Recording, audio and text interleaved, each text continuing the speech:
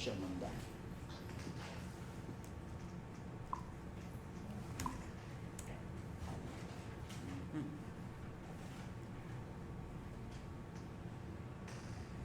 Editorial cartooning, also known as political cartooning. Alam natin, it's drawing, it's a visual commentary on current issues, on kadalasan talking about the administration, the government, and the social aid. So, anong ginagamit na ideas? Ideas medyo pareho ng pinag-usapan natin, may konting exaggeration, may metaphor, may analogy, etc. So, nang-aalas ka. Tapos, kadalasan ang ginagamit, magdo-drawing tayo ng tao, caricature ang ginagamit.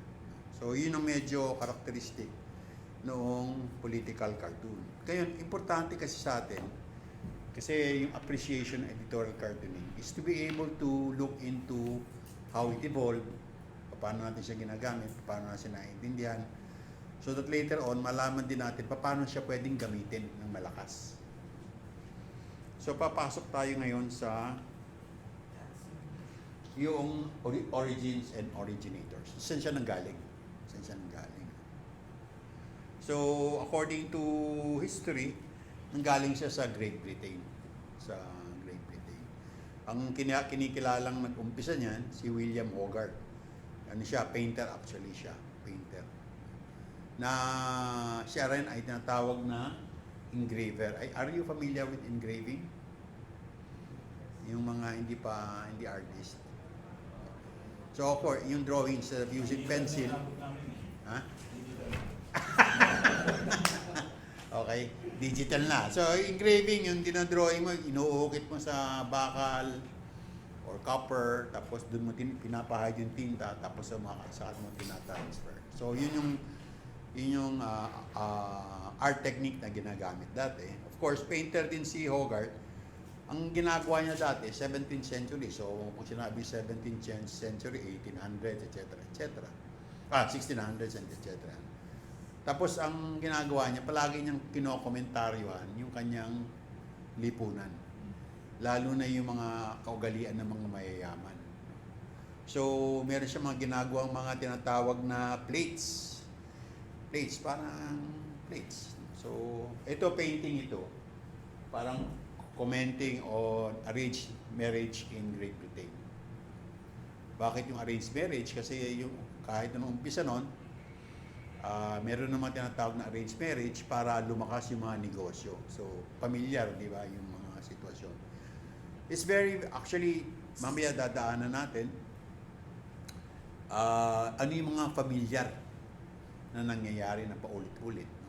Ano yung mga issues na universal, ano yung mga issues na parochial, yung local, no? Yung para sa atin lang, tapos ano yung talagang parang napaka-persistent. No?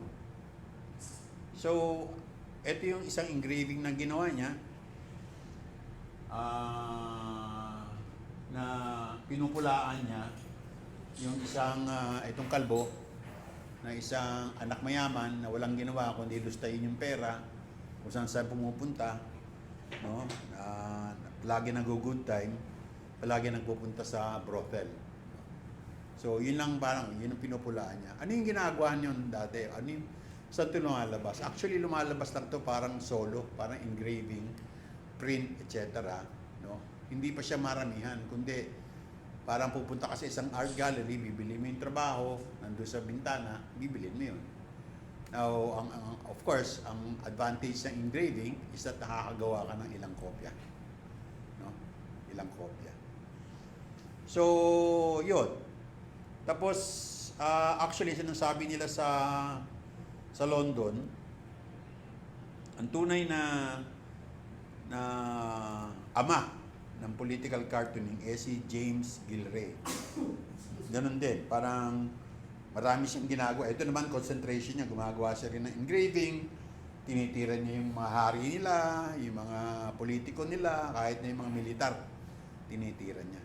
So, siya yung tinatawag na father of political cartooning. So, doon mo makikita kasi yung trend, lumalakas na doon sa commentary. So, sino siya? Ito siya si James Gilray. Ito siya. Okay? So, ito siya. Ito yung isang trabaho niya. So, during that time, or even before that, yung, alam mo naman, yung ginagawa ng mga Europeo, yung mga Spain, yung France, yung Great Britain, pinaghahati-hatian nila yung mundo. Pinaghahati-hatian nila. No, Portugal.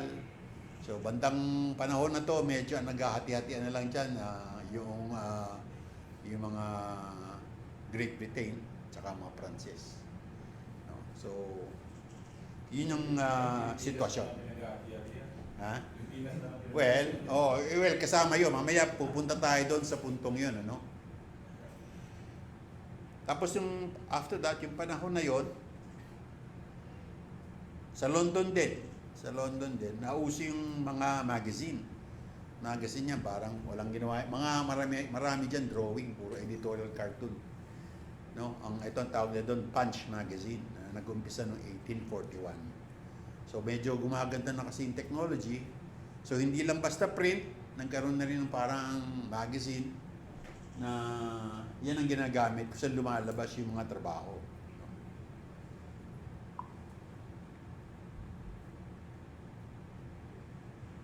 So another sample of the work, yung Punch Magazine, meron silang parang almanac.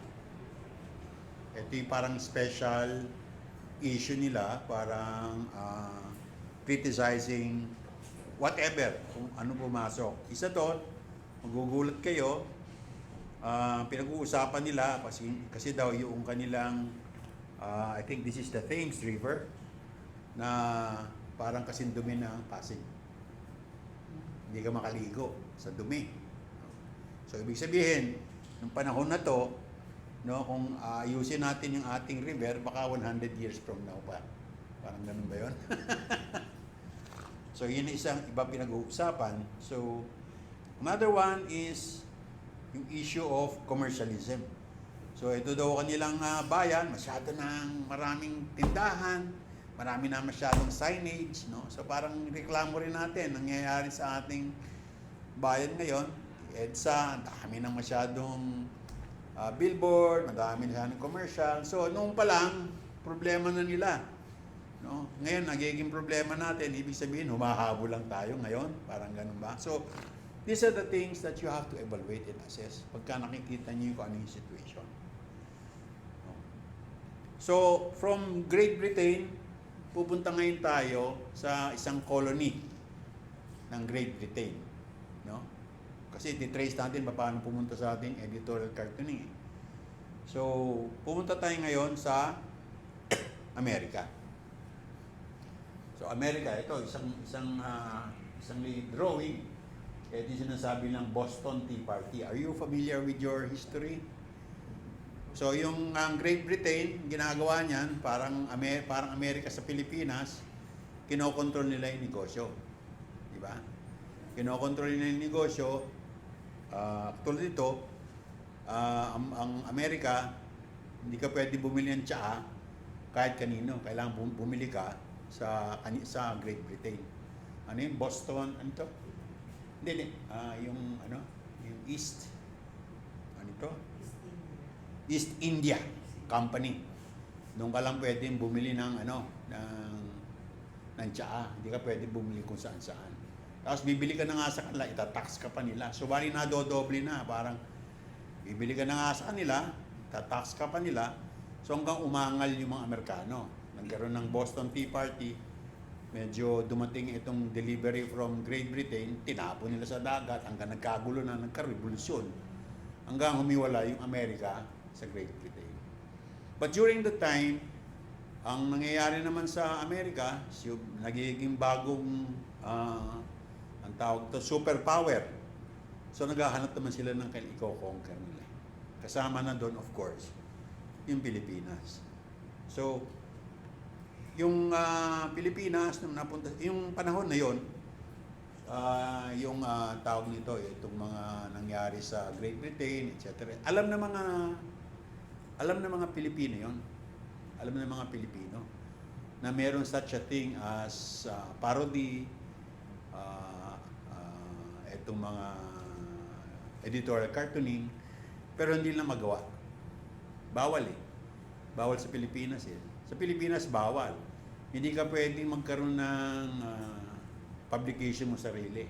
Hindi ka pwedeng mag-express ng sarili mong ano. Hindi pwede yun. Kaya ang ginagawa dati, pagka meron tayong publication, kung natatandaan, if you talk about nationalism, they have to go underground. So kaya pagpunta dito ng Amerika sa atin, kahit na nagkapatayan tayo sa ating Phil-American War, kahit na papano, they try to establish self-determination among Filipinos. No? Pero doon pa man, sa Amerika, meron silang pinagmamalaki doon, si Thomas Nast naman. Sinasabi nila, ito ang father of political cartoon. So meron yung British, meron din sa kanila, di ba? So ito si Thomas Nast. Yung kanya lang ng magazine, yung sa British, natatandaan natin, Punch magazine. They had, sa Amerika, they had Harper's Bazaar. So makikita nyo, medyo Art Nouveau ang kanilang mga treatment sa kanilang mga cover. So meron din tayo, ito makikita nyo, yung problema ng texting, ayan. Di ba? Nagbabasa. Wala silang pakialaman na nagbabasa sila, di ba? So, yon. Noon pa lang yan, problema na yan. Wala na tayo pansinan, di ba? So, isa sa mga palagi ni-expose ni Nast, yung problema ng mga incheck. There's nothing, dati nagkakaroon ng problema sa Amerika, pareho nang gano'n ng problema rin sa atin, about yung sinasabi nating yellow peril. No? Masyado na maraming incheck sa Amerika, masyado nila nakokontrol na yung negosyo. So nagkakaroon ng persecution. Pareho na nangyayari dito sa Southeast Asia, nagkakaroon ng persecution kunwari sa Indonesia, or even sometimes in Singapore, because the Chinese are taking over some of the businesses. So, Oo nga. Pero yun nga, magiging problema yan. Pero kahit na paano, because they're very, they're very industrious, at saka they're united, hindi pareho ng mga Pinoy. Kahit sa madalin, pagka nilagay mo sa Pilipinas, lagay mo sa Middle East, divide na sila, di ba? Tayo. Pero ang mga Chinese, kahit na paano, kahit naman nag-aaway-away, pero pag if they are threatened as a nationality, they unite. So meron silang campaign. In fact, they had a president na hindi Democratic, hindi Republican, kasi they wanted to have their own place in America. So yung problema about Chinese controlling businesses, kahit na noon pa yan, luma na yan. Paano kumakalat sa mundo, paano kinokontrol yung mga affairs, world affairs. So, other things that they talk about was yung, of course, politics. Na ito, talagang laro-laro lang sa mga politiko. This is one of the ways it is projected. Si Thomas Nast, marami siyang innovation. One is, isang ginawa niya is to portray the Republicans as an elephant. Ito yung nag-umpisa na ang symbolism ng Republicans. Ito, siguro because of power, because of medyo mabagal. Hanggang ngayon, it stuck to their image. Isa rin sa ginawang image ni Nast ay, surprisingly, dahil hindi naman siya palaging bumabanat, meron siyang soft spot in his heart, which is Christmas. So, dinevelop niya si Santa Claus. So, yung Santa Claus na alam dati natin na noon, na payat, na palipat-lipat sa mga bahay para manlimos, para ibigay sa mahihirap, ginawa niyang masaya, kulay pula. No? Of course, yan ang ginawa naman nito ay kinomercialize ng Coca-Cola. Di ba? Ginamit ng Coca-Cola. Yung Santa Claus na alam natin, Coca-Cola ang gumawa niyan. No? Para malaman natin. Nagpauso. Sila gumawa ng image na yan, ginawa nilang brand nila, pero actually naging brand ni Santa Claus all over the world. So you can just imagine how it captures our mind. So sila nag-umpisa niyan. Kahit nasa Pilipinas, ginagaya natin kahit wala tayong kinakain. Yan, ha? So mapupunta ngayon tayo sa Pilipinas kasi dumating na yung mga Amerikano dito. Of course, alam niyo naman yan, natalo natin yung Kastila. No? You better believe it, natalo natin yung Kastila. Pero, pinagbili tayo ng Kastila sa Amerika. Di ba? So, pumasok sila dito. Pero ang ginawa nila, kahit na, yun nga, parang maraming away, maraming namatay sa atin. What they did was they introduced a public education. So, nagkaroon ng tumaas yung ating literacy. Tumaas yung literacy. Tapos, yung mass media, kahit na paano, free. Sa Amerika, ay sa panahon ng Kastila, bawal eh. No? Any non-religious organization, bawal. No? Hindi ka pwede. Hanggat maaari, pinagkait nila sa atin na tayo'y matutong magbasa, karamihan. So yung mga sa atin, yung sinasabing ilustrado lamang, ang naging natutong magbasa. At pumunta sa ibang bayan, doon sila natuto, etc. etc. Pero dito sa panahon ng Amerika, kahit na paano, you have to hand it to them. they try to teach us yung sanitation, etc. etc. Tapos governance. Actually, unti-unti yun eh. Unti-unti nilang binibay. Ikaw, itong department na to, sa Pilipino lang. Itong town na to, Pilipino. Hanggang naging buo, hanggang ginagawang parang the whole nation should be run by Filipinos. Of course, ang sinasabi natin, sasabihin ng ating mga kaibigan sa kaliwa, oo nga, totoo nga yan, pero lahat naman ng negosyo, hawak nila. Diba? But, of course, ang libre doon din, mass media. Pwede kang bumanat, pwede kang tumira. No? Kaya lang, meron silang tinatawag na libel law. So, ibig sabihin, you can contend with it later. Pwede kang tumira ngayon, pwede kang makulong mamaya, di ba? Parang gano'n. Pero mas maigi naman yung kaysa nung panahon ng Kastila na hindi ka man pwede magsalita. Di ba? Eto, pwede ka magsalita, pero ingat ka lang. Pwede mong gawin kung anong gusto mong gawin. Oo. Hindi ka pa matotoka. So, printing technology, medyo lumalaganap na. So, during the time, yung earliest, after 1900s, ang dami ng dyaryo dito sa Pilipinas. Na pareho din, panahon ng after EDSA, napakarami na rin dyaryo. Ganun din doon, maraming dyaryo. Marami rin silang editorial cartoon. Pero isa sa sinasabi ng sikat noon, yung Lipag Kalabaw.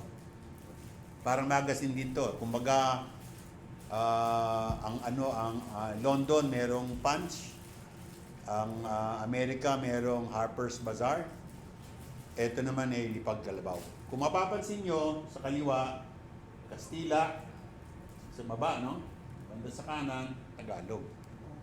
So they're trying to address several sectors of the society. No? Isa yung nagsasalta ng Kastila, siguro medyo elitista yon. Tsaka sinasabi natin masa sa Tagalog. No? A few years after that, marami rin lumalabas doon ng mga magazine gawa ng mga Amerikano. Siyempre, they're trying to win the hearts and minds of the Filipinos. One of them was Free Press. Kung mapapansin nyo to, iba naman. English, tsaka Spanish. So nakikita nyo ngayon dito kung paano nagtatahi-tahi ang Tagalog, Kastila, Ingles. Okay? So, later on, actually, nangyari dyan, nalaglag na yung Spanish kasi yung literacy ng English tumataas na. Yung Spanish bumababa. No? Ito, Kaso to, isang kaso, ito, Our Romeos and Juliets. Kasi dito, pinapakita nila, actually, ano to sitwasyon ng UP, University of the Philippines. Kasi, co-ed meron ng co-ed, dati bawal yun di ba? Yung sino taga UST dito? Di ba? UST, wala pa nun si Ariel. Ang daanan ng babae, iba. Daanan ng lalaki, iba. Di ba? Ang hagdan ng babae, hagdan ng lalaki, iba. Pero ito, makikita mo, nagkakaroon ng parang liberation of the youth. No? Kasi parang, yan, yung mga bata, pwede na mag-dorm. Yan, pwede na kayo mag-date. Pwede na kayo, ganun ba? So, nagkakaroon ngayon ng parang freedom of the youth. No? So, parang, you are exposing the future generation to a new idea. No? Kaya, tinitira rin yan ng free press kasi sabi na, minsan sumusobra na kayo. Holy Week na, di ba? Nagbabakasyon pa kayo, parang tayo, di ba? Ngayon, grabe na, di ba? Holy Friday, namamasyal pa. Ito, hindi. Parang Holy Week. Kaya tatandaan nyo, Holy Week a few days from now. So, noon pa lang, 20s pa lang, 1920s pa lang, problema na ng mga kabataan yan.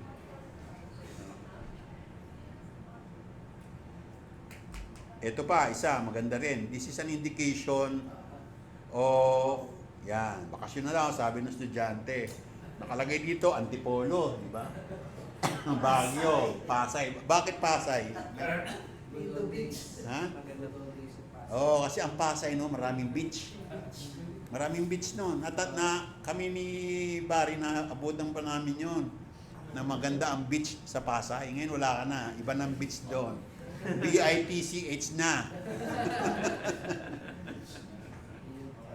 So, Antipolo, di ba? O, di ba yung Hinilugang Taktak, etc. Baguio. Ngayon, Tagaytay na. So, ito yung mga topics. An early topic na inano ng this is also an indication of what was then. Ito, kung nakikita yung karitela, kung ano yan? Kasi ang mga Kastila daw, walang ginawang sewage system sa Pilipinas. So, ito mga lata yan, mga echas yan, tae yan, mga kinokolekta yan sa kusasang bahay. So, this is a problem that was prevalent noon. Kaya, in early 1900s, maraming namatay sa Manila because of cholera. So, ito yung sa dumi. These are parang local, this is a very local issue, problem. Now, isa sa local issue na pwedeng universal issue ay yan. Police. Ito yung mga police. By day, police.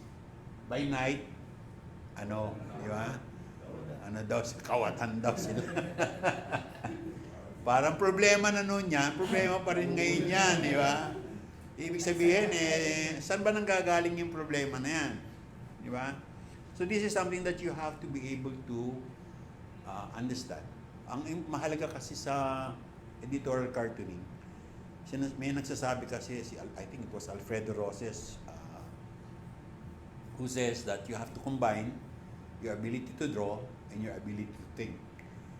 No? So, kahit na maganda idea mo, hindi ka naman maganda mag-drawing, hindi mo mapapahatid. Maganda ka nga mag-drawing, hindi naman maganda yung idea mo, wala ring epekto. So, kailangan i-combine mo lahat yun. You have to be able to combine all of these things. And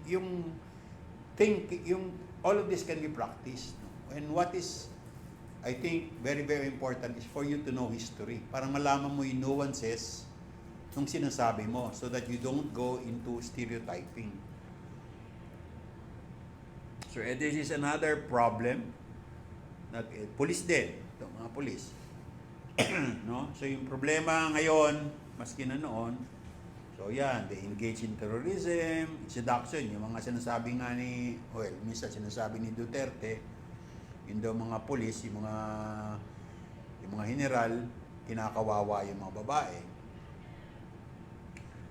Nagba-blackmail. So parang mas maggrabe pa. Actually, now they're into what? Drugs, bank robberies, di ba? Kidnapping, carnapping, etc. Now, of course, madali mong husgahan ang isang pulis, di ba? But you also have to understand sometimes their position. They're exploited. No? Kung natatandaan nyo, kami, bata pa, meron yung police, you start with the high ideals. Pero pag pumasok ka sa pagka-pulis, sa dami ng demonyo na maka-encounter mo, not only criminals, but not only your bosses, but also political bosses na kinakawawa ka, na gagamitin ka lang. Pati ikaw, you are now tempted to be evil yourself, to be able to defend or even preserve yourself. Parang ganun siguro. Kaya siguro, minsan iisip na, ginagawa naman ito ng aming mga liderato, bakit din namin gagawin? Di ba? So you cannot parang box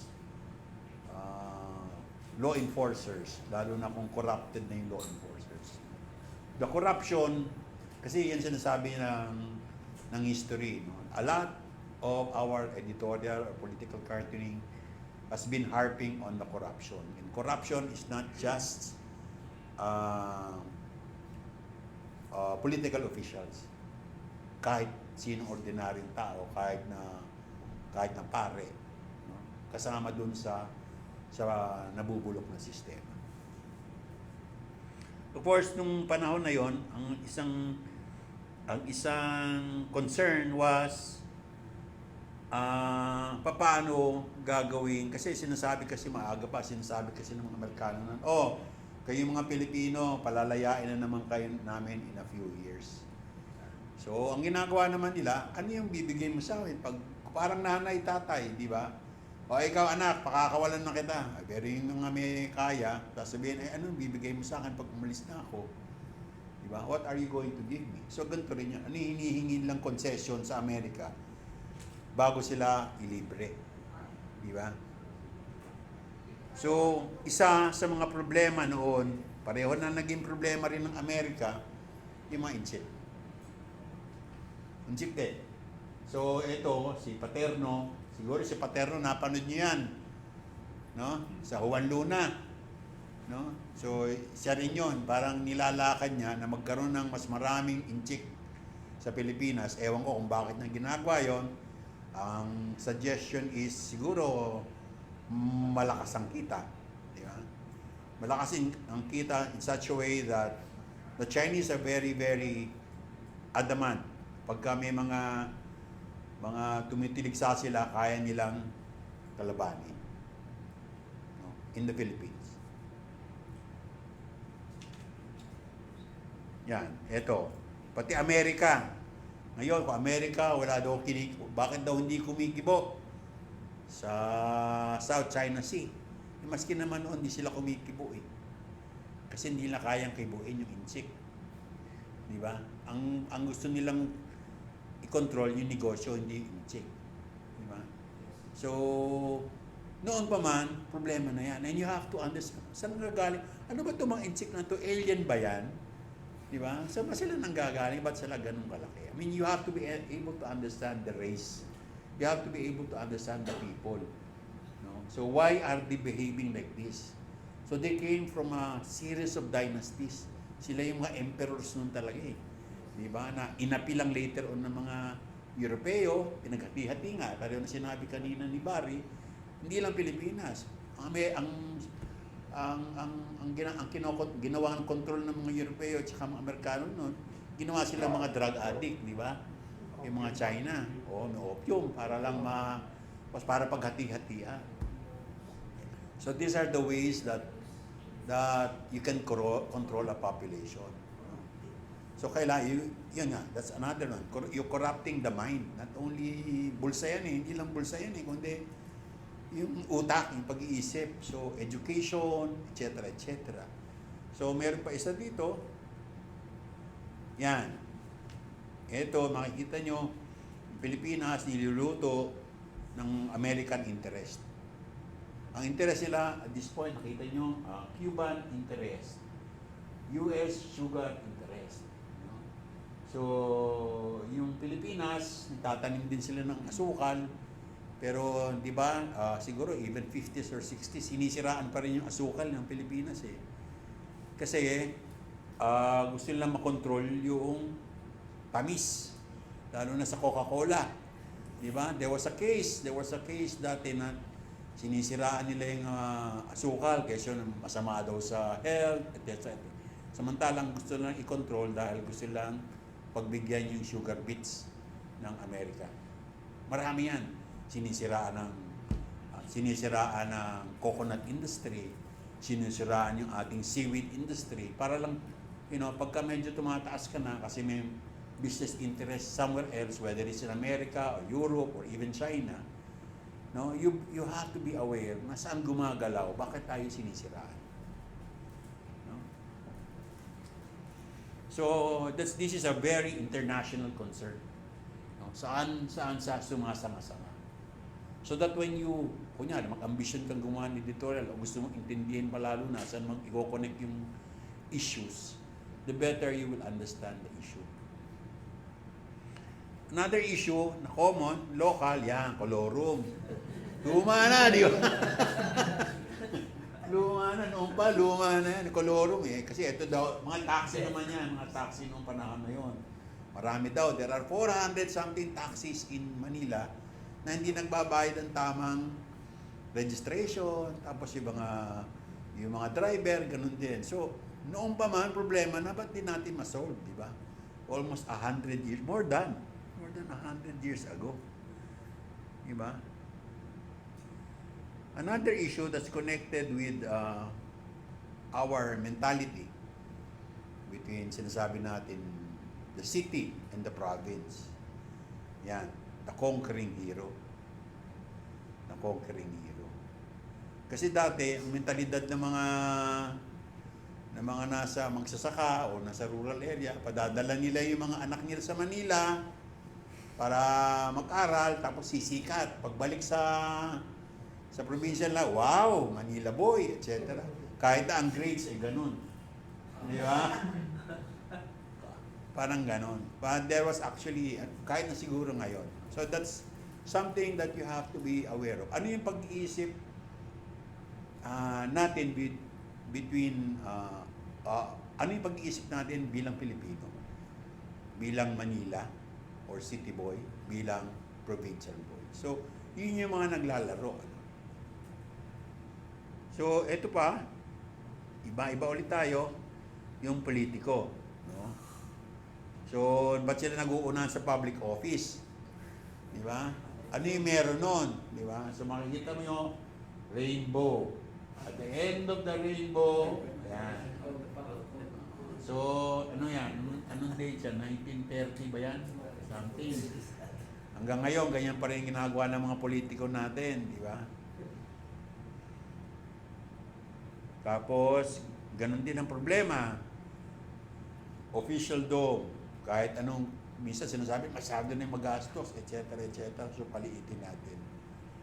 Of course, nakita nyo, siningit ang UP doon. Diba? Kasi UP kasi laging malaki budget nun eh. Later on, naging zero budget na nga yan kasi nagagalit yung iba. Now, there is something interesting. So, nung panahon na yon, bumabandera sa headline ang Davao. Davao. So, magkasabayan. Davao. Davao. Okay. Ano naman yan? Davao. Diba? Ngayon, pinag-aawayan. Uy, tama na, sabi daw ni Gagong Alba. Ay, sorry. Sabi ni Alvarez, si Florendo, yung mayaman niya dahil sa ang ganda ng lupa, etc., etc. Eh, hindi. Itong panahon na to, makikita yung sun rays kasi there was parang ang ginagawa na may mga lupa doon na binigay nila sa mga Hapon na i-develop ito bilang agricultural. And that has been always a contention in the Philippines. Kung sino-sino na ang pumunta dito, whether it's Malaysia, even Korea, to get a lot of our lands to develop them or to use them for their own goods. Of course, later on, yung mga Hapon na ito, yung mga Hapon na to, hindi naman mga Hapon, but Japan, as a country, was responsible for the death of our forest. Kasi binili nila yung ating mga timber eh. Sila ang pinakamalaking bumili ng timber natin. So, kasama yon sa nangyari sa atin.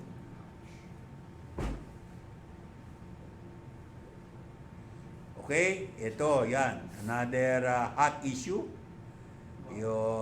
Bakit daw, sabi daw ni Alvarez, bakit di pa siya nagdi-divorce? Kasi bawal eh. Diba? So, the divorce issue has been with us since matagal na. Diba? But since, so sabi na nga nila, the Philippines is the only country in the Philippines, in the world, that doesn't have a divorce law. So, yan ang mga resistance, whether it's political or personal. Okay. So, ito, this is also, sinasabi natin pa paano yung analogy or metaphor. So, you're using the divorce, you're describing it as a woman. So, when you describe something as a woman, ano meron yung babae? Bakit siya dinidescribe as a woman? Hippopotamus, gorilla. No? So, pag gumagawa ka ngayon ng parang symbolism, bakit siya babae? Why? Because it's a delicate matter? Is it, ano yun? Kasi, ang susunod yun eh. Yung Pilipinas as a woman, as a delicate woman. So, yung nasa kaliwa, ito daw yung maganda. Pero sa totoo lang, ito yung nangyayari. In fact, mas grabe pa nga, hindi pa nahihipo yung babae. Di ba? In other drawings, talagang laspag na laspag yung Pilipinas di ba? Okay. Now, ito yung mga sinasabi na na pre-war. What happened after the war? Kasi ang gusto ko lang ipakita sa inyo, kasi marami naman after the war, lalo rin dumami yung dyaryo. When I say after the war, World War II. World War II was something like 1940 to 45. So after that, tingnan lang natin siya sa prism na through the eyes of Esmeraldo Yonzon. Sana nandito si June sa Free Press. Si Esmeraldo Yonzon was the editorial cartoonist of the Philippine Free Press. Ang Philippine Free Press, ang reputasyon niya dati, kunyari, may nag-argue kayo about a political issue. Pag sinabi ng isabi sa Free Press wala ka na, talo ka na. Yung argument mo talo na kasi yung reputation ng Free Press ganun kasi kasolid. Now, ang cartoonist doon was Esmeraldo Yonzon. And he went through several presidents. Kaya lang natigil siya nung nag-martial law na. Tapos bumalik lang siya nung si Cory na. And then of course, nakita niya na lahat yan. So even from pre-war pa, nandun na siya nandun na siya, pero siyempre, parang apprentice pa lang siya. Tapos nakita niya lahat yan. So we start with Quezon, with Magsaysay na. Medyo 50s na yan.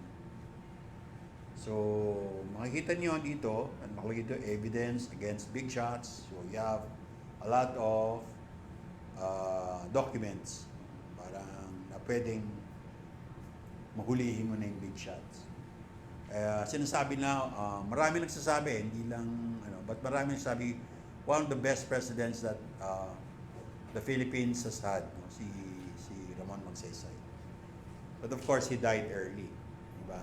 Sabi nila, he was daw a product of CIA. Pero also, he was killed by the CIA. Kasi masyado na nationalistic ito medyo hindi pa pwede, ligpit na muna natin. So ligpit. So yun ang sinasabi nila.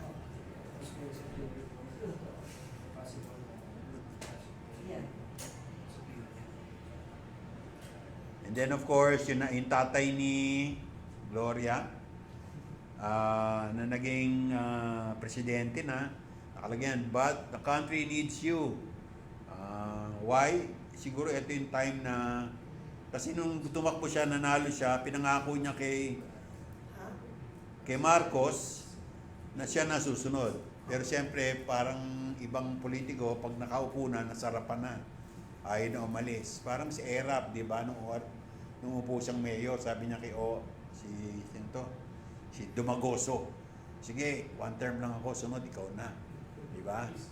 Nasarapan. So, kaya si Dumagoso, tumakbo na lang na senador. Siyempre, talo. Okay? So, ano pa yung mga issue na luma na nandito pa? Yan. Luma. Luma na. Hanggang nga, nandito pa. Tapos, si martial law, threatened. That was being threatened pa lang. Of course, the issue of deforestation and the issue of population explosion. Tapos later on, ako siguro nakabalik na ito yung parang panaginip. Ito yung siguro nakabalik na si Yonzon. Kasi nung nag-martial law, hindi naman siya hinuli, pero yung mga ibang editors niya kinulong. Siya siguro because matanda na siya, hindi na lang siya kinulong. Pero after that, he became active again kasi bumukas na naman yung free press. Ito yung mga ibang drawing niya after the martial law. After the EDSA revolution. Sayang daw. Sayang. Sabi ni Ninoy.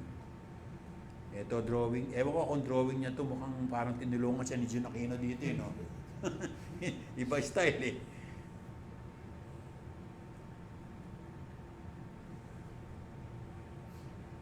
Okay.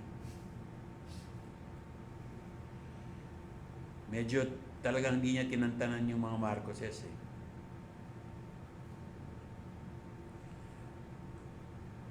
So ano yung resulta ng pagkaganyan na namamayagpag talaga yung mga politiko at saka na nagpapayaman, ano?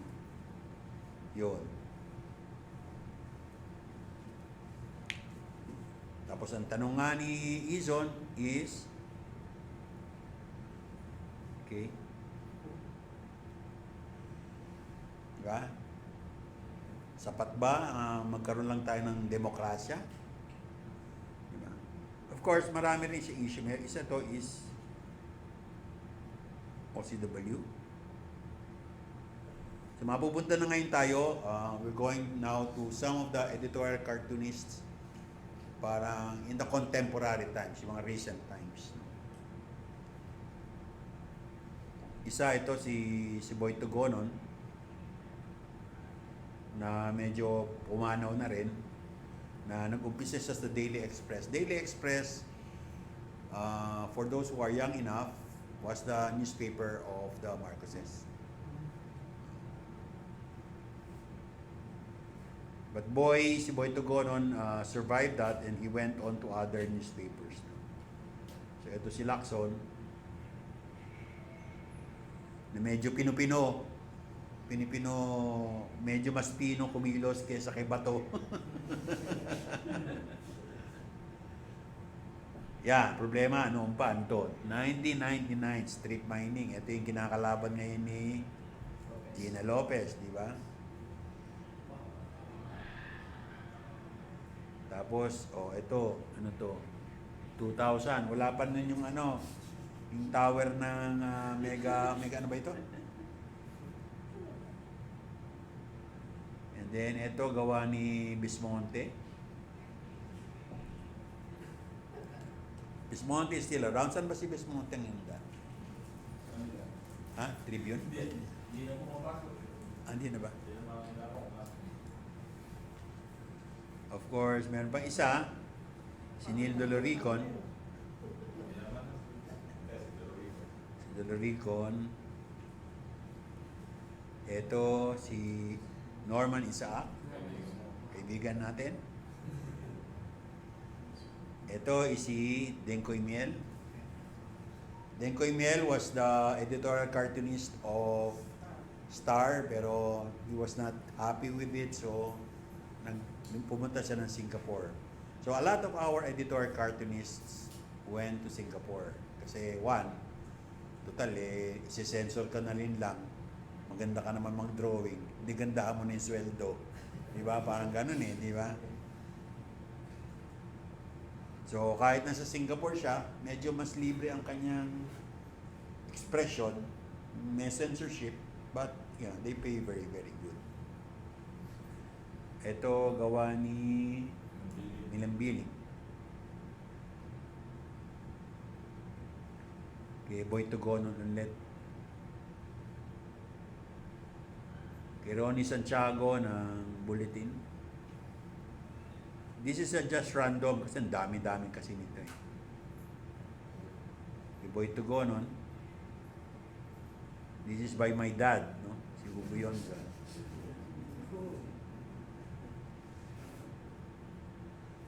This is by Pabalinas, si Daroy ng Inquirer ngayon.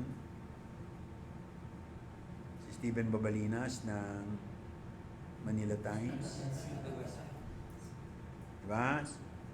Kunwari lang yan, hindi na masasama yon, di ba?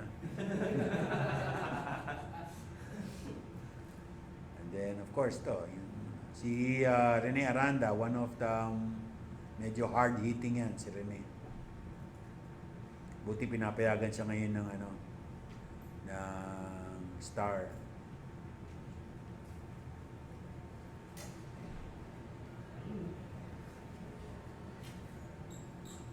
Diba naging estudyante yan? Sino? Rene? Aranda, hindi. Si Neil Doloricon. Ito, gawa ni Manny Francisco. Ito, naging estudyante ko. Ito si Bina yata ito.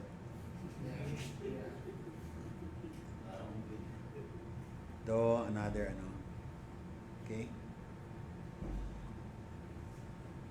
Ito, gawa ko to. If you remember yung kaso na si Eta Mendez, MTRCB chairman, so pinalabas yung Bridges of Madison County. Di ba? Sa Bridges of Madison County, merong eksena dun si Meryl Streep. Harap siya sa, because medyo malungkot siya na housewife, nakadiscovery ng passion. So meron siyang eksena na dumaan siya sa salamin, na hubad, nakita yung pubic hair. Diba? Yung sandaling yun, na napakaganda, ang ginawa ni Eta Mendez, pinutol niya. Pinutol niya yon. No? It was artistically done, pero pinutol niya kasi masama daw yan kasi hubad Hubad lang, masama na, di ba? So, anong nangyari? Nagkaroon ng uproar, public uproar, even critical uproar.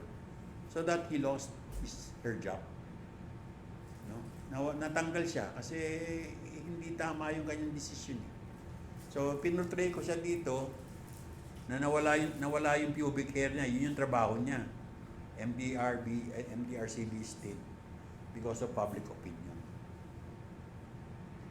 Actually, nung pinablish ito sa newspaper, which is dati, Issue magazine, Issue newspaper ni Jarius Bondok, tinanggal nila yung pubic hair sa sahig.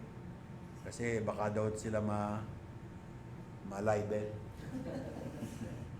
So they had a hard time deciding, so they removed the pubic hair on the floor. So I also had a comment on the death penalty. Hindi naman talaga kinakatakutan yan. Will it deter? Sa akin position, it's not going to deter. So ito yung during the time, the chorus time, na ang feeling ko, pinaglalaroan lang siya nitong tatlong na to. Si FBR, Enrile, and Bonanza. And of course, meron din akong comment about the communist. So, ang tanong, what are the perils of being a political cartoonist? So, ano yung risk na tinitignan natin? Kailangan tingnan natin yung kabuuan, So ito yung pinesend ko actually in America about 2 years ago. Yan, ito yung figures. So yung mga pinapatay ng journalista, panahon ni Cory, 21, panahon ni Ramos, 11, panahon ni Era, panahon ni Gloria kasi na-wholesale siya dun sa nagkaroon siya ng wholesale di ba? Kaya medyo tumaas siya. Tapos panahon ni Aquino dito, actually that is 2013. So medyo, sa totoo lang tumaas pa yan na mataas. Malaki yung tinaas niyan of journalists being killed during that time. So, ibig sabihin, walang kaso kesyo ikaw ay kolumnista, ikaw ay radio commentator, etc. etc. So, pwede kang mabilang dyan. Now, gaano katotoo yun? Sa totoo lang, wala naman talagang masyadong threat against cartoonist except that siguro kasi ang tingin doon patawa, hindi naman ganun ka-sophisticated, so hindi na sila tin-threaten. Except one time, si Boy Togonon kasi dati, meron siyang cartoon strip, si Sargentong. No? Alam niyo yung Tong, di ba? Tong. Sargentong. So, tira siya sa mga pulis. Minsan, may tumawag sa opisina niya. Sabi niya, ay, sa Togonon. Ganon. Lumabas ka sa opisina mo, tignan mo yung kotse mo. Lumabas naman siya. Kita niya, wala yung kotse niya doon. Pumunta ka sa presinto, nandun yung kotse niya. So that was a strong message, di ba? Pero yung kotse niya, nilagay sa presinto. So parang, medyo bidaw ka, pwede nang gawin ko anong gusto mong gawin. Si Rene Aranda, madalas siyang kasi dati noon, dahil pet peeve niya si Binay, palagi niya sinasabi si Apulid. Di ba, Apulid yung maitim ng balat. So, nasabi sa kanya, may nagpaparating sa kanya, huwag kang pupunta ng Makati. Di ba? But, wala pa naman nangyayaring masama. No? Pero, based on these figures, sinasabi nga ng iba, na ito,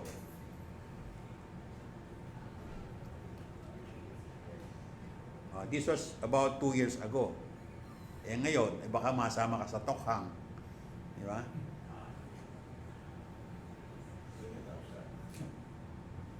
Nagbago yung pananaw dito, hindi naman nagbabago yan. But internationally, nagbago yan because of, yung sinasabi natin, the Charlie Hebdo tragedy. Di ba? Ilan yung namatay ng cartoonista doon? 5. No? So, why? Because pinaglaruan nila si Muhammad. So medyo dito sa Pilipinas, yari-yari mo si Kristo, wala pa rin mangyayari sa iyo, di ba? Merong minsan kumikibo, pero otherwise wala naman. Pero siguro kung gagawin mo rin to, baka tirahin mo si Muhammad, baka pupulutin ka na lang kung saan, di ba? So what happened was that in reaction to this is that kasama ako doon, the Cartoonist Rights Network International. So, I went to US in 2015 by invitation. Nagpulong kami doon na gumawa ng CRNI to be able to, protect the cartoonists. And during the time na nagbi-meeting kami sa Ohio, ang daming pulis. Kasi ganun ka-serious ang tingin nila dun sa problema na pag-uusapan mo lang yung protection ng mga cartoonist, baka delikado na. So, nagkagulo nga dun, kasi sabi nila sa campus, sabi ano ginagawa ng mga pulis dito, di ba? So, kinabukasan, yung mga pulis, puro naka-shorts, pero puro naman nakabukol dito because they wanted to protect whatever the decision was to be made.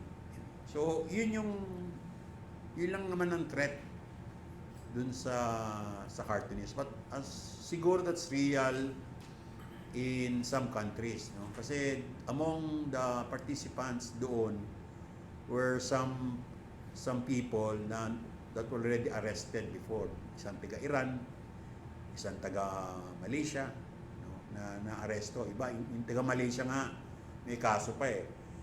Pero, the thing is, the newspapers in Malaysia, and even in Indonesia, and even in Singapore, are state-controlled. State-controlled. Kanya, sa mga taga-Southeast Asian, ako ang lumalabas, by default, ang magre-represent ng East Asia. Kasi hindi ako state-controlled eh. Kasi libre tayo dito. No? So, yun. Kung gaano ka libre, ewan ko lang. No? So, for the meantime, siguro let's open the floor to discussion. Okay?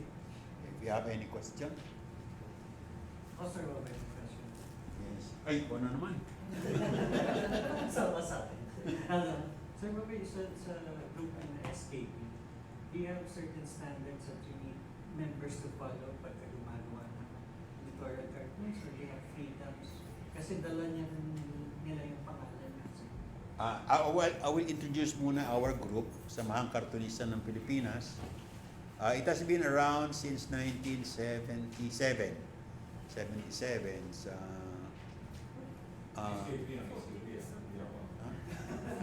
SKP in-establish siya ni Larry Alcala, if you are familiar with this work. Si Boy Togono na namatay na, Ronnie Santiago was still alive, Hugo, my dad, and then sino pa? Si Ed Aragon na namatay na rin, tapos si Paul Galvez na nasa Amerika. So, dalawa na lang yung medyo buhay sa founders nun. So, it has been around. Ang ginagawa lang namin is that parang, actually, it's a collegial body. Wala lang ginawa yan kundi mag-meeting, trying to keep everything alive. As far as the question of Dan is concerned, wala naman kaming ini-impose. Sa amin, importante yung expression. In fact, kailan ba yun? A month ago, nagkaroon kami ng oath-taking sa harap ni Lenny Robredo. Pero kinlaklaro ng lahat, wala po kaming kinikilingan. Hindi po yun. Nagkataon. Kulay, pero walang kulay. Oo. Kasi ang nakakapagtaka naman kasi sa SKP, ang SKP kasi ito yung magkakaroon ng opisyal na bago, nag-oath-taking kami, ang pinipili namin mga presidente. So, yan, nag-oath-taking na kami kung kay Era, kay Cory, kay GMA, pero lang si Duterte. Kasi parang hindi namin malapitan eh. Kay Robredo na lang muna, second best, parang ganon. So, walang kulay yun. So, ang sinasabi, you are free to express yourself. So, Hindi ako lang pagpili na rin. Ako na natin nila tingnan. Masyadong busy si Duterte, out of the country. Kailangan natin din naman. Bakit kailangan? Kasi may bago tayo. para mag-umpisa na yung trabaho. So, yun ang pinasabi. Sino bang susunod? Wala na yung mga although na-delay din tayo ng 15 days delay, pero buhay pa sila. Yun yung delay kami. Close kayo, Lenny, tawag mo ha. Share up na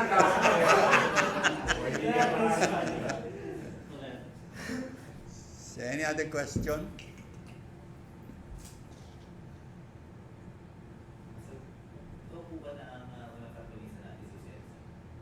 Well, ako I'd like to believe that para kasi gumanda yung heritage ng cartooning, di ba?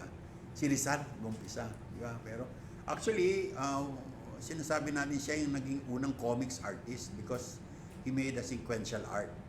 Yung pagong at saka yung the monkey and the tortoise. Totoo yun. Para magandang pakinggan, di ba? Pero marami nang gumagawa ng sequential art even before that. I think in the book I mentioned that artist in Ilocos. Gumawa siya ng sequential art ng yung Basi Revolt. Basi Revolt. Painting yun. Magkakasunod. Paano nangyari ba yun? Kasi kung papansin niyo po yung comics ni Rizal, talagang parang ang taba ng utak niya. Talagang si Pepe kasi parang malikot ang Oo Nakita naman. ang pag-iisip sila. Oo, si Pepe. Kilala rin niya. Close sila. Hindi nga ako nag-reply. Talagang malikot. Kasi napaka-global naman yung pag-iisip niya. Napaka-global. It was not really, miskin na yung panahon na yon, hindi masyado siya hindi natatanggap ng ibang intellectual. But, it was the catalyst for the revolution. Paano po, no? Pinakamagaling magtago talaga sa si Larry din. Kasi ang dami niyang ang dami niyang pen name. Hindi halos mahanap ng mga Kastila o sino talaga yun. Oo, kasi yun nga, nung mga panahon yun, bawal talaga yung bawal. Maski ito palang lipang kalabaw. Kasi nag-iingat sila kasi medyo mas malaki yan. None of them signed their name. Puro mga pen names. Pero pen names lang. Baka sinasabi pa nga, iba nun si Amorsolo ang gumawa eh. So, yun. Kasi bawal pa. Hanggang bandang huli, lalo na sa free press kasi parang akala na kumikiling sa Amerikano hanggang kumawala.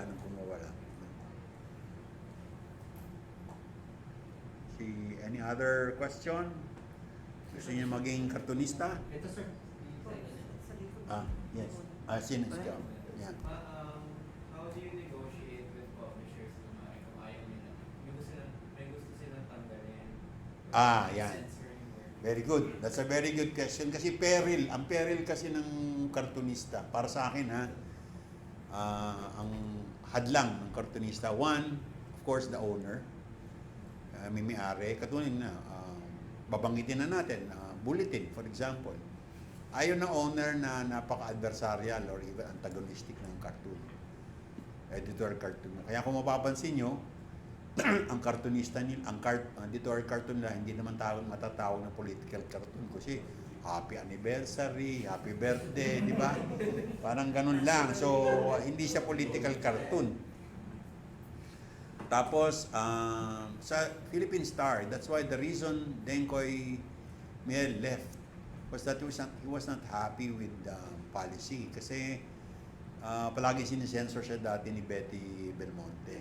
Umalis siya, tapos namatay si Betty Go, nag-iba ng konti yung policy.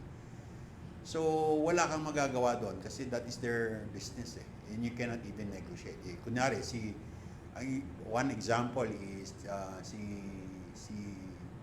si Pugad Baboy, di ba? Actually para siyang editorial, para siyang Doonesbury Chronicle ng Pilipinas eh. Parang meron siyang comment pero kahit na paano pag sinabi ng may-ari, oy mag-apologize ka. Ayaw niya mag-apologize. Tsugi, di ba? So wala kang magagawa doon kasi territory nila yun eh. That's one, may-ari. Pangalawa, dito ako nai-insulto minsan sa mga editor tsaka mga writers kasi ang mga writers, yung mga journalista, yung mga manunulat, akala nila sometimes they're superior than artist eh. Di ba? So, ang ibang pag-iisip diyan, akala na porket ka artist, di ka marunong mag-isip analytically or whatever. So, ang nangyayari diyan kadalasan yung ang gawa ng artist nakakabit doon sa editorial. Parang din drawing mo yung editorial for them. Parang you make it clearer. Sometimes it makes even the editorial better eh. Diba? An example of that is Rene Aranda. No, editorial ng Philippine Star, magdo-drawing siya, pero mas maganda yung banat niya eh. No? I mean, I give Philippine Star the credit for doing that. Na kahit na paano, pinapabayaan sa Rene. Another one is Philippine Inquirer. Bahala ka kung anong topic ang gusto mo. Hindi naman siya nakadikit dun sa editorial box eh. But, in some newspapers, ganun pa rin ang pag-iisip na kailangan sundin mo yung sinasabi noong editor or whoever the editorial writer is. But, maraming lumalabas. Ang Manila Times ngayon, meron silang lalabas na 4-page cartoon. Manila Times para sa mga nakakababata was the newspaper ng Pilipinas noon.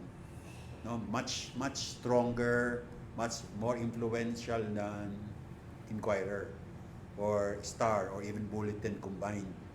Yun yung dati yun. Ngayon bago. Pero ngayon, they're trying to revive their reputation. Meron silang 4-page cartoon na Kung sino mag-submit, gusto mag-submit doon, pwede mag-submit. Hindi ako. Ako kasi yung nakapula yung Manila Meteor, isang diaryo na mga Romero, ang director ko, gusto ko sana maging Editorial cartoon. Yung isa pa lang, dinidikta na, gumawa ko ng artist para mag-drawing. Hindi ako naging editorial kasi ayoko kasi yung nga sabi ni Boboy, tayo bilang cartoonist, para tayong columnist, pantay lang tayo sa mga ito. We do our cartoon as column. Yun ang hindi ko magustuhan yung binidita sa akin. Gumawa ako ng artist para makinig na lang sa dictation. Kasi Kasi ang pangit naman nun, pipirma mo yung pangalan mo, pero ang idea nun, hindi sa'yo. Hindi mo naman opinion yun eh. No? So you have to parang assert yourself. No?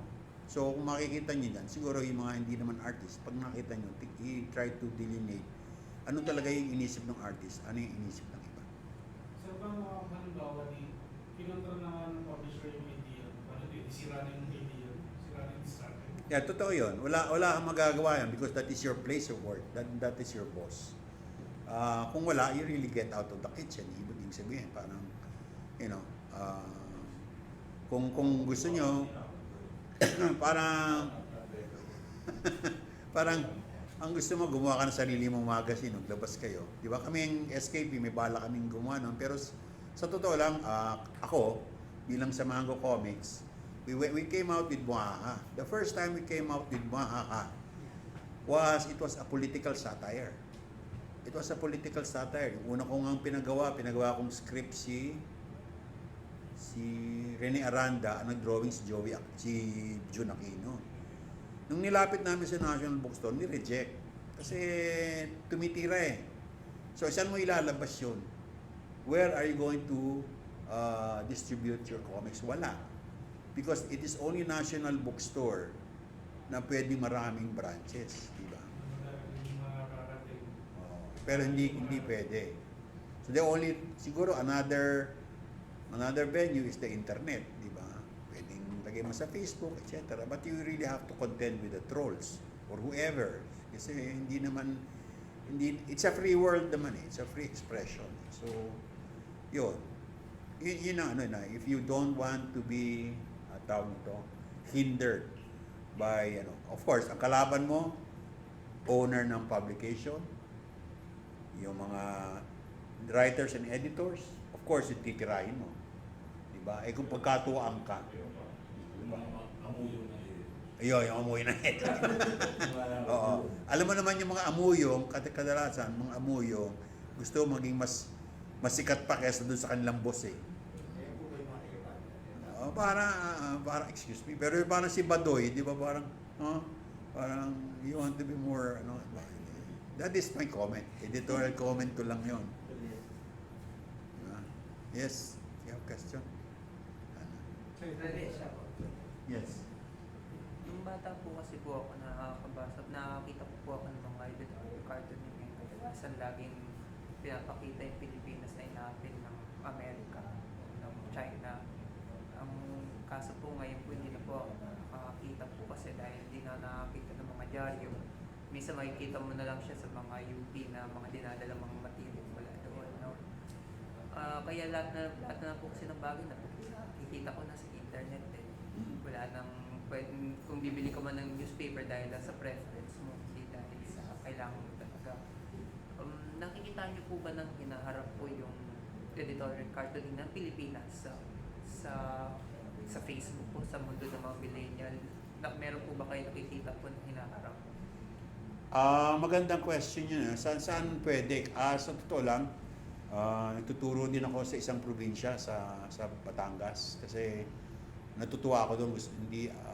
I can teach in UP but hindi ko gusto doon. Gusto ko sa probinsya kasi gusto kong parang level the playing field. Pero nagulat lang ako nung nagtanong ako, nag-survey ako ng mga estudyante, 0 zilts ang nagbabasa ng dyaryo. Wala na eh. Patay na. So saan ka kunyari, ikaw editorial cartoon, saan ka pupunta? Diba? Pwede talaga yung internet. Pwedeng, not Facebook, because Facebook will censure you. Diba? Pag kami nagreklamo sa'yo, remove. Remove ka na, isa ka pupunta. Diba? Merong ideya na isa na maganda, isang cartoonista sa Amerika, na ganun din, ang mga editor cartoonist sa Amerika, isa-isa nang nawawalan ng trabaho kasi umuunti na yung mga dyaryo eh. No, nang sasara-sara unti-unti yung mga dyaryo, lumiliit na rin. So meron akong isang kilala na veterano siyang editor cartoonist na natanggal sa trabaho. Ang ginawa niya is that gumawa siya ng pinaggastusan niya, inanimate niya kunyari, mukha ni Clinton, mukha ni ganyan, para everyday gagawa siya ng animation na siguro gaganon-ganon lang, no? Pero of course, that's a lot of money, so medyo naghirap din siya doon na palabasin araw-araw. But that's the one way for you to, but again, something like Lipang Kalabaw can be good kasi kaya lang, how will you distribute? You cannot distribute in a bookstore. Even national bookstore censors your content. Hindi pa pwede yun eh. So kung medyo yung FHM nga kung di lang malakas ang Cosmopolitan at ibang ng dyaryo, hindi naman lalabas sa national bookstore yun eh. The only thing is because they have clout. Summit has clout. It has a lot of magazines. Parang ginagawa ng Manila Times noon. Ayaw mong dalhin yan? Hindi. Ginagawa ng Roses. Manila Times din pala yun. Ayaw nyo dalhin yung comics na yan? Sige. Hindi namin kayo bibigyan ng ganito. Parang ganyan yun eh. So, ganon din. Not unless you have that clout. Wala kang mapupuntahan. Of course, magazine. Siguro, it becomes parang guerrilla marketing. Guerrilla. Di ba? Parang mafia. Parang hindi naman mafia. Mafia medyo iba yung connotation. Guerrilla medyo meron ka pang honor ng kondero. Okay? So, no more question. So, kung meron kayong question, nandito lang kami nila Barry. Nandito rin. Wag lang mat. Okay?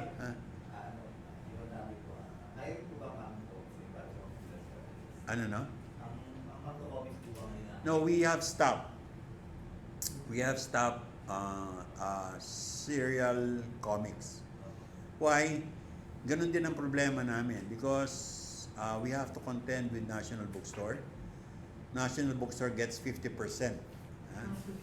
I thought it was 40. Yeah, 50%. So, kunwari, ganito yan ganito ang math niyan tuturo, lalo na yung gusto mang comics. Ano yung math nito?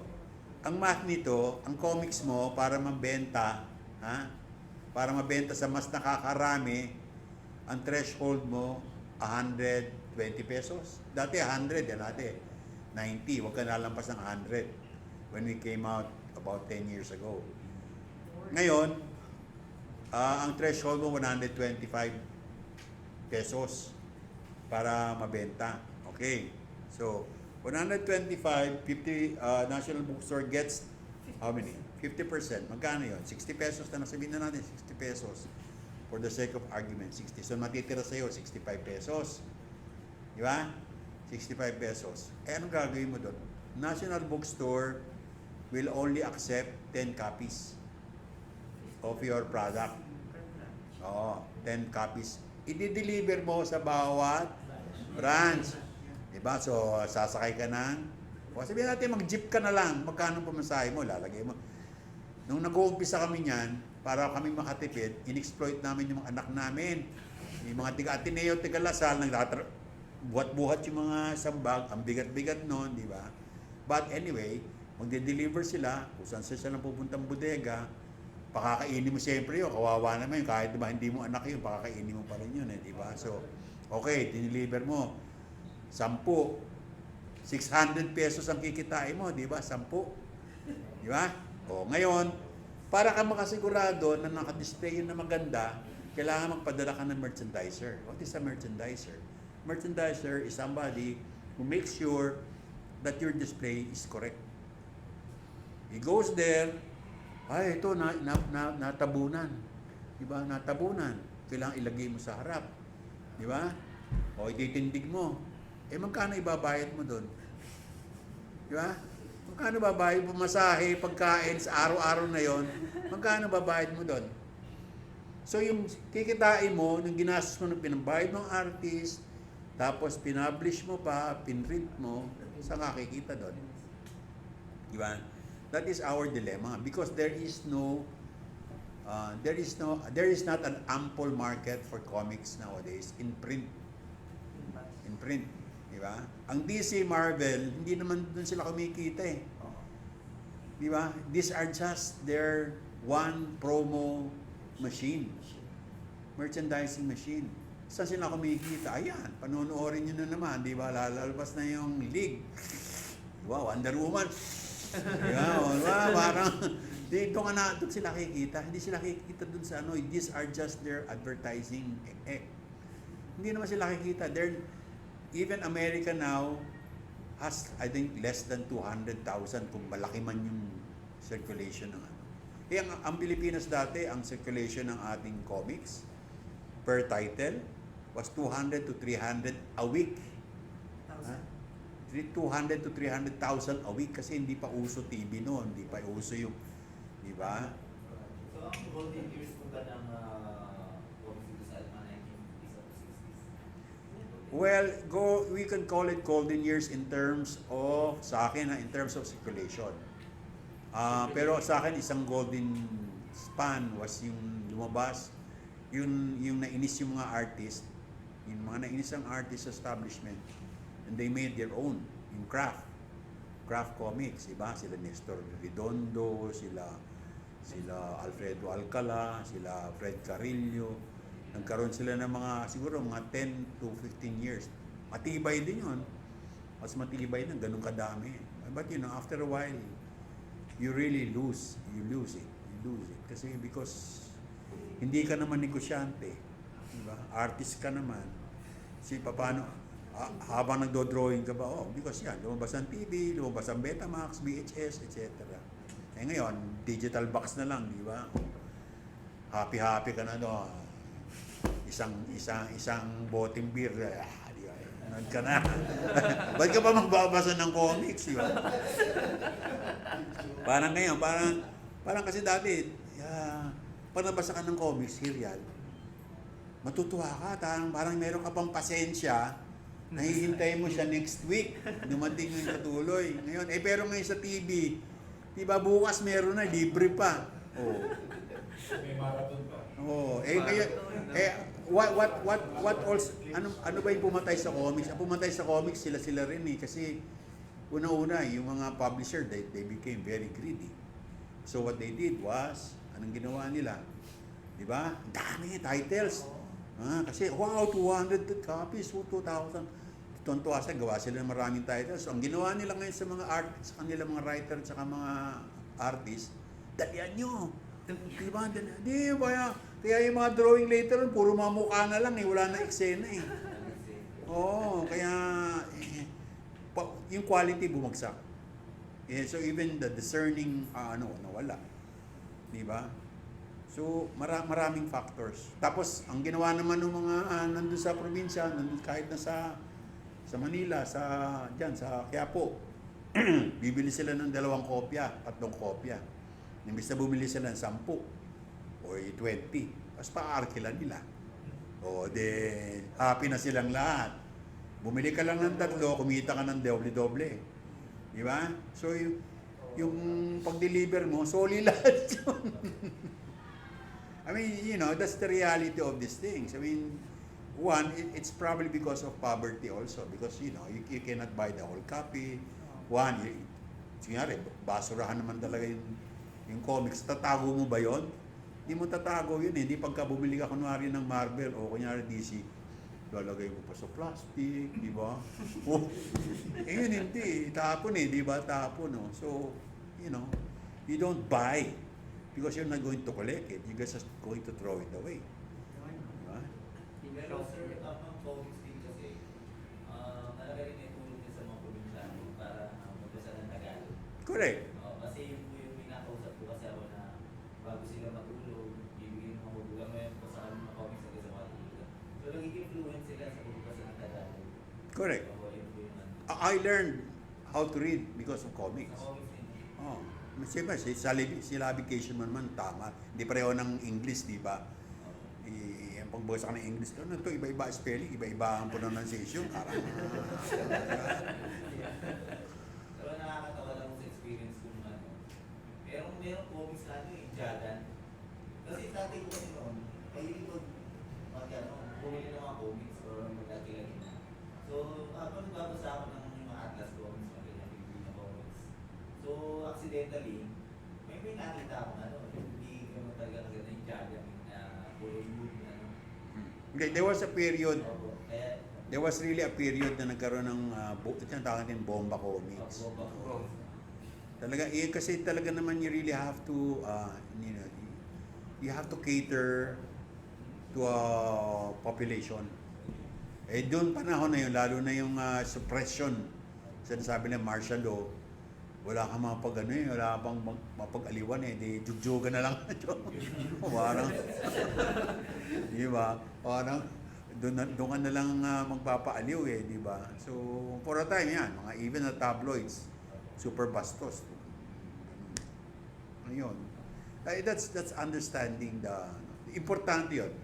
Importante understanding this trend, understanding the behavior of people, lalo na paggawa ng editorial cartoon. Very, very challenging. Okay? Any more question? No? Yes. Sino pong writers or editorialists na cartoonist na rin na sa tingin nyo dapat sundan or sino yung sinusundan ninyo personally? Alam nyo, maganda yung gawa ni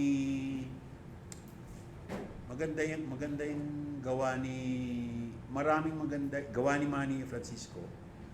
Manny Francisco is based in Singapore, but he does editorial cartoons for Manila Times ba siya? Tribune dito. Meron pa din siya dito. Maganda yung kanyang interpretation, maganda yung kanyang mga metaphor. Yeah, Manila Times din yata. Nakakasama ko siya sa video. Meteor.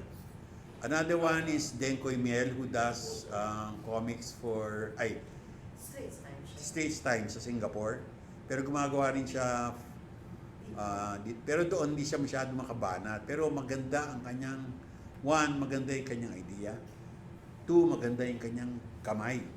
Ang ganda mag-drawing, no? Si Steven, maganda rin ang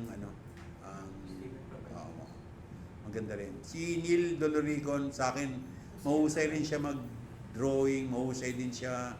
Kaya lang, he's being restricted by his leftist, sa akin yung leftist leaning. Kaya tuloy yung analysis niya, nasa kaliwa. Parang nakaganon lang yung tema. Top student niya. Ha? Top student. Well, estudyante ko dati yun. Anatomy.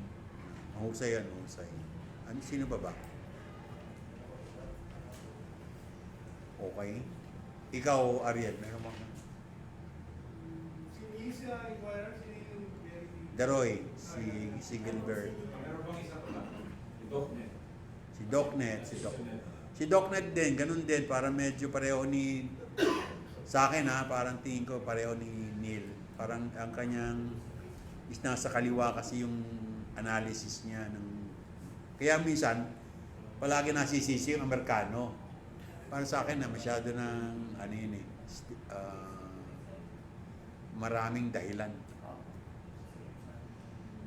Okay? May question? Lone woman, wala din. May question? Parang pinisent mo. Wala yan. Wala sinabi ko dyan. This is what I published this kailan ba? 2009. Okay. Ang sulat dito si John Lent. John Lent is an American teacher. He teaches in Temple University. Nakita ko yung sulat niya sa isang magazine The Comic Artist. The Comic Artist is an American magazine. Nakita ko isang article niya. The 70 years or 75 years of Philippine comics. So nung nabasa ko yun, parang nagulat ako. Parang bakit itong Amerikano to alam niya ang Pilipino? Tsaka titindig ang balihin mo because of how he assesses Philippine talent. Talagang ini-extol. So, naging kaibigan ko siya. So, I told him, can you write 100 years para umatras ka pa ng konti? Yun nga, parang mula kay Rizal, papunta dito. So, pumayag siya, tapos tinanong ko siya kung magkano ko siya babayaran. Sabi niya, wala. Wala. So, when we launched this, in 2009, he even gave me $1,000. Oh, to help launch the book. But this book, medyo it cost us something like 800,000 on, no? Medyo malaki. Sa printing lang. Sa printing.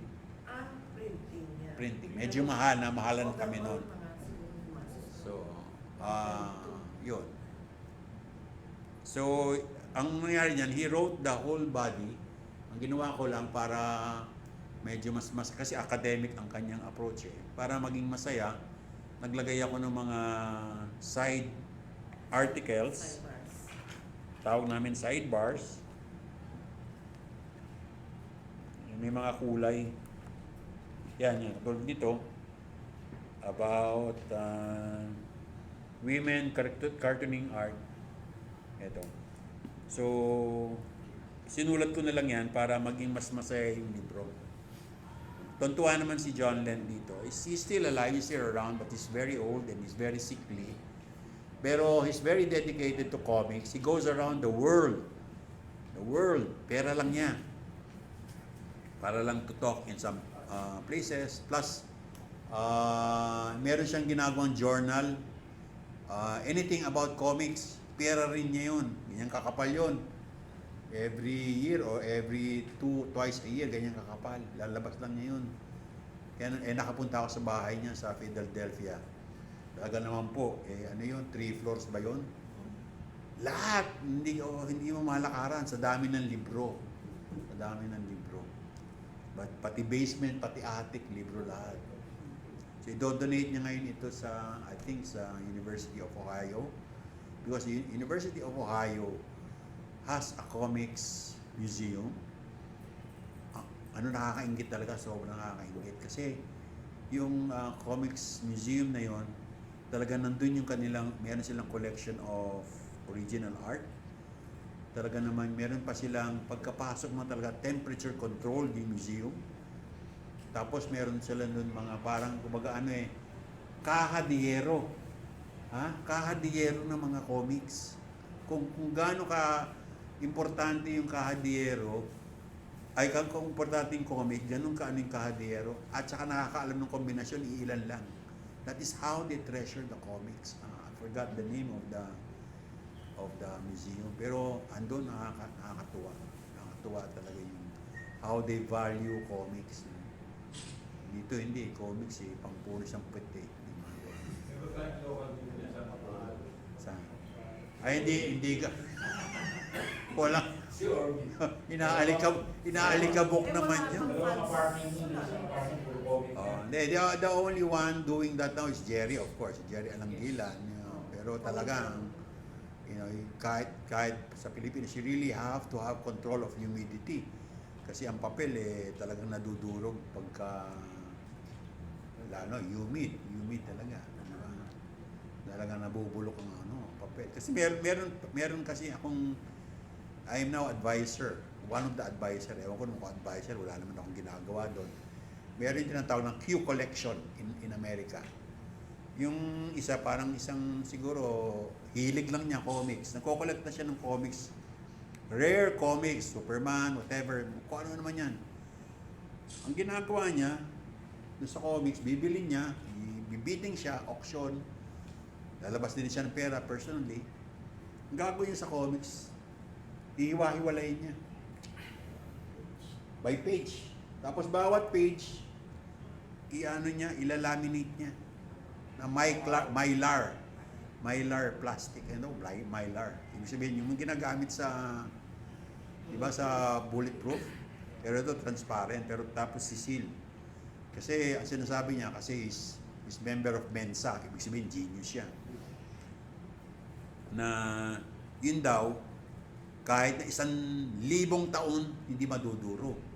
Hindi daw yung pareho na nasa ibang library kasi na-expose sa element, madudurog yun. Sa kanya hindi daw. So, ang dami na, ilang libong issues na yun nasa kanya. Naubos na nga yung pera niya. So, yun. Tinatanong niya. Ngayon, tinatanong niya kung saan niya dadalhin yung comics niya. Walang gustong tumanggap eh. US Library of Congress, ayaw tanggapin.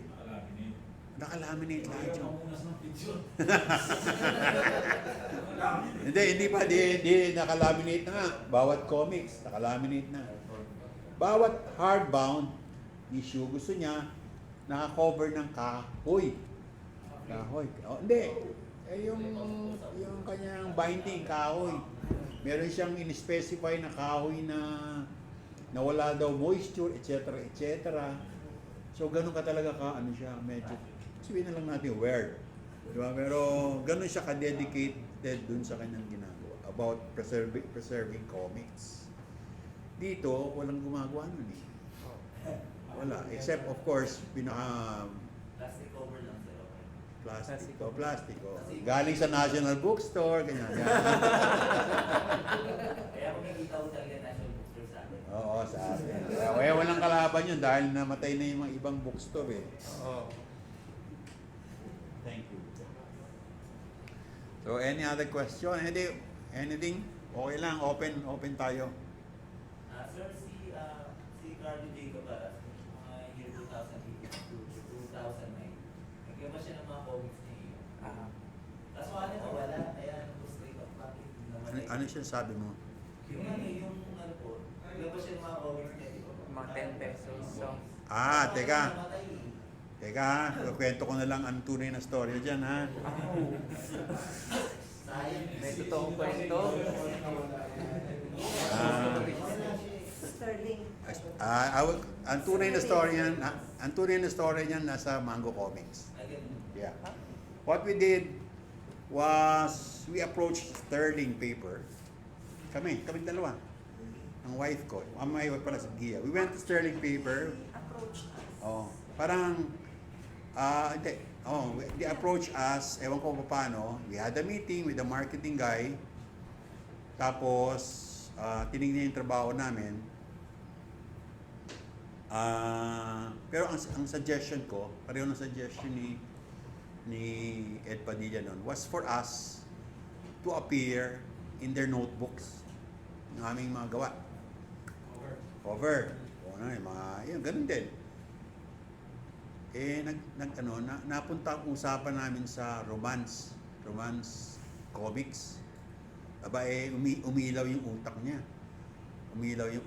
Sabi niya, ayun, maganda yun. Gawa tayo ng comics, romance. Kasi hit na hit kasi Oo. yung nobelang Yung mga maninipis. Yung mga gusto-gusto ng mga babae. Yan.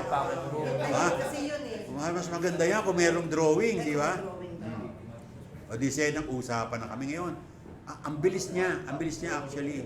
Kinausap niya ang si Charo Santos. Kinausap niya sino ba yung nag-a-advise ng lab? Si Jody Mango. Pumayag na we will use their name to sell the comics para merong mileage, may media mileage agad. O yan na.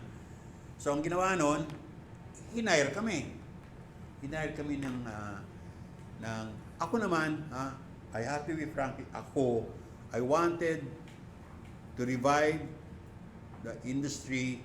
So what I did was I talked we talked to this old artist, nag-meeting, pinulong namin yan. Ito nga, marami siyang experience na nakausap niya, na nakatira sa squatter. Put it into context of the dead Dead. comics industry. Dead. So gusto ko i-revive. Wala na eh. So kinausap ko yung ngayon yung mga writers, yung mga artists, nagpulong kami dun sa penthouse namin sa Makati. Tapos sinabi ko, eto ang balak. So what we're going to give you is, during the time, that was about more than 10 years ago, 1,000 per page. Tuwa yung mga artists, 1,000 per page. Tapos, hindi na natin hihintayin ma-publish. Ibigay nyo sa amin, bibigyan namin sa yung pera. Mag-submit kayo agad, bigay sa inyo yung pera. So that's what we did. Hindi pa kami nababayaran ng sterling. Pag sasubmit sila, binabayaran na namin. Writers, ganun din. Mag-submit ka ng script, na-approve na natin, bayaran ka na namin agad. So, sinugal namin yun, 600 pesos nga per page. And then that was much. During the time, magkano tinatanggap ng mga artists? Something like 150, 200 pesos. Illustrator, the very few illustration jobs that they could get, masaya ka na makakuha ka ng 200 per page. 200 per Illustrate page. ka ng comics. But we Masaya gave ka them na nun, ha? 1,000. We gave them 1,000. So para lang mabuhay. So ang ginawa namin, bumalik kami dun sa sterling. Sabi namin, for you to ganito sisingil namin. Di ba? Sisingil namin. Kasi para tao. Before that kasi, nagbigay ng estimates yung marketing guy nila. We estimate na ganito karami, ganyan, papalawakin natin, ganyan. Kasi Paper company sila eh. And they have a very big printing operations. Ang malaki actually. So, Sinasabi nila, magkakaroon sila ng parang outlet per province, ganyan. Kinausap nila yung National Association ng mga newspaper dealers And magazines. Diba? Tsaka yung mga nagmaman ng mga newspaper stands. So yun naman ang talagang lumang network talaga ng Comics. Meron, iniisip din nila na pwede nating ma-revive. Riding on the craze for yung romance novela, drama, etc. So, nagbigay siya ng number of copies na gano'n and what to estimate, kung halimbawa ang mabenta natin yan, kahit na merong spoilage ka o kahit na meron kang sabi mo returns na kahit na 50%, ganito karami. Based on that, we did our math. Actually, I did the math. Kasi sa aming opisina, ako ang nag-aano ng budget na. Sabi ko, kaya natin yan sa ganitong karami na sinasabi niya at ganito karaming titles, no? Sabi ko, kaya natin bayaran kahit na 1,000 isang page. Kasi we believe na it's about time these people, ang kagaling talaga na yung mga lumang sila Joey, at anak ni Sila Celerio, yan mga yan. And we track them. Hinanap namin talaga sila. Hinanap namin, nag-research kami, sino yung talagang magagaling, etc. Tapos meron pang nabubuhay na yung mga lumang editors ng Atlas, they kept in touch with each other, they kept in touch with all the artists na kahit wala nang trabaho, wala nang Atlas. Sila ang tumulong sa amin, hinanap nila. I tell you, these people, some of them were living in houses that had no floor. Lupa ang pero makikita mo yung bahay niya, wala, ganon. Pero sa isang corner, nandun ang drawing board niya. Nandun pa rin. Yung ganon. Tapos nandun pa rin ang galing. So, can you imagine if you talk to somebody like this who had an experience of talagang the heydays nila, no? And now reduced to that. Tapos, panilig nila, napabayaran mo at bibigyan mo ng importansya. Yung trabaho niya, na babayaran kita 1,000 isang page, magtrabaho ka. Kasi, also at the time, our concern was, nagmamadali ang sterling. Hindi kami makakakuha ng artist na bata o bago sa illustration na makapag-deliver ng kailangan namin in the short span of time that we need to produce it. So, saan kami pupunta? Anong nangyari kasi noon? Pupunta kami sa mga luma. Hinanap namin talaga. Ang nangyari kasi noon was that yung mga may-ari, mga Chinese kasi, they were skeptical about the romance comics. So what we did was gumawa kami ng parang pilot comics. Tapos tinake up nila sa board. Yung una nga sabi nila, ayaw namin pangalan namin Sterling dyan, tanggalin nyo. Kasi kahit na pumayag sila, kasi back up nung marketing guy nung mga daughters ng Inche, nakita nila yung comics. O sige, lagay mo na Sterling dyan. Lagay na daw yung Sterling kasi natuwa na sila eh. So that's umandar na yung ano. Well, anyway, kinabig kita. Oh. Kasi ganun yung tanong mo eh. Malayo pa, no? Pero yung ganito. So, we were doing the titles. We were paying the writers. That's 500 pesos ang writer. 500 pesos per page. Which is, ang saya-saya na naman ng mga editors ng Atlas na wala na. Matagal na rin walang trabaho. May trabaho, pero maliit lang. Pero, kasi we needed people who are yung kasang-kasama na ibigay mo lang sandali, balik agad sa iyo eh. Kasi, talagang true ito. Talagang sanay na sila, no? You just have to wake up their old skills, no? And we were able to deliver mga natapos nila. Bayad kami ng bayad because we knew how these people, alam mo mag-intay pa sila, di ba? Ikumasos naman yun. Tapos so pupunta sila, pupunta pa sa amin, magmamasahe lang. Kasi wala namang internet siya. Wala namang di ba? Dala-dala niya yung manuscript niya, yung niya. Pagbigay niya, yung staff namin, bayad ka. Agad-agad, check siya, bababa lang siya sa baba. Andun yung bangko. Ganon ang nangyari. And we were able to, mga 10 titles or 15. Meron na kami 15 titles when suddenly, we were told by the marketing guy of Sterling that hindi na kayo ang gagawa. Hindi na kayong gagawa. Meron teka, isa pa yan eh. Teka. Hindi na kami.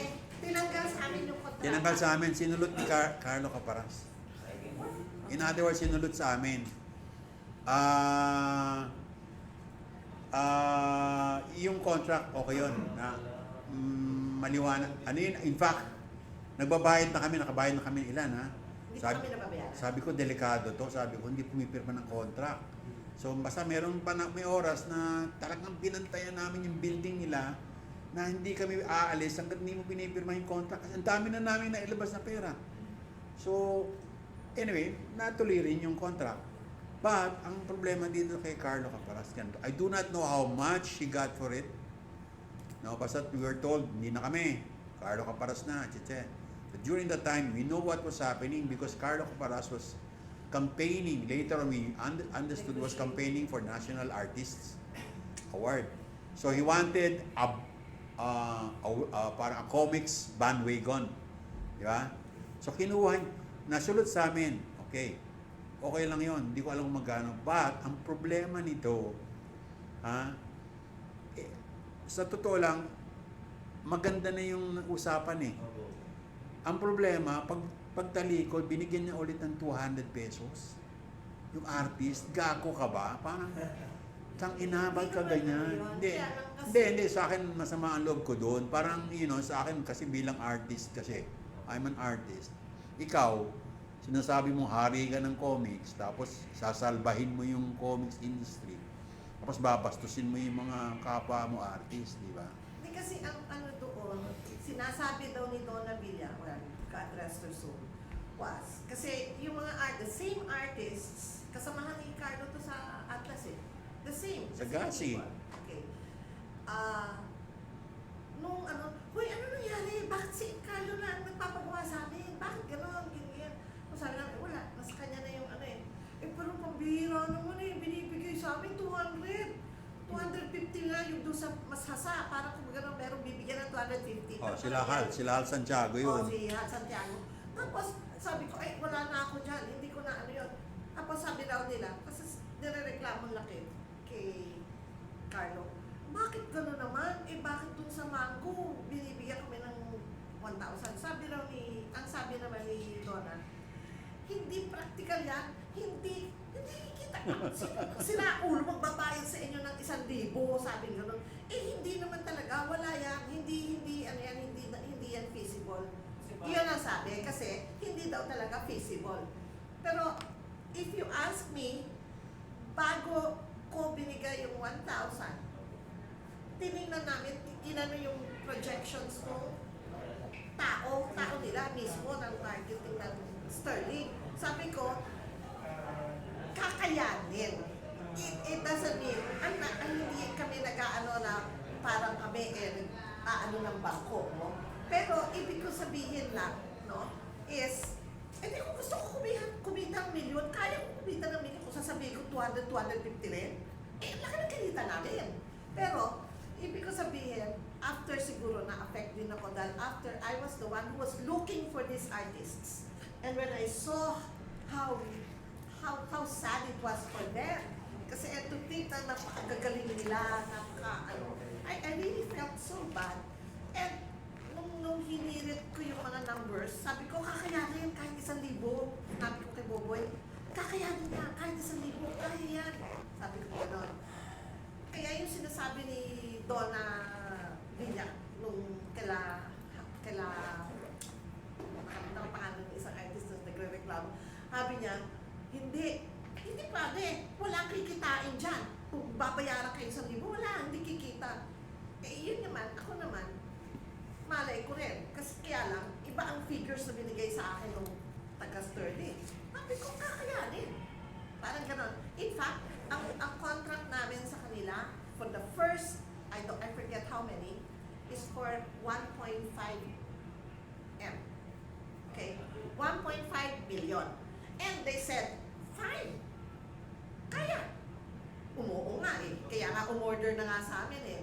Doon sa 1.5 M na yon, sabi niya ganun, yung 1.5 M na yon, sabi ko, ganun pala eh, ganyan na kaya natin, kahit na 1,000 isang page. Sabi ko kay Boboy, hindi mo kami magpapublish eh. Kami kaya. At the time na tinanggal nila sa amin yon, we had not been paid a single cent. When they pulled out the job from us, we had already paid out 900,000 to artists, writers, and you can ask anybody until now sa industriya. Lahat sila will say, totoo yun, ang Mango Comics, walang utang sa amin, walang and they paid right on the dot. Kaya ngayon, pagka ako nagpagawa ng trabaho, or let's say political comics, pag nagpagawa kami ng trabaho, isang tawad mo yan, uy, nangangailangan daw si Miss Gia, sige, okay, padala mo na yung material. Walang question, nakakakuha kami agad ng gagawa para sa amin. Kasi, hindi naman kami nasira sa kanila ng gano'n eh. But the thing is, with Sterling, hindi kami naman we had to hire a lawyer. Namin yan, hinabol namin.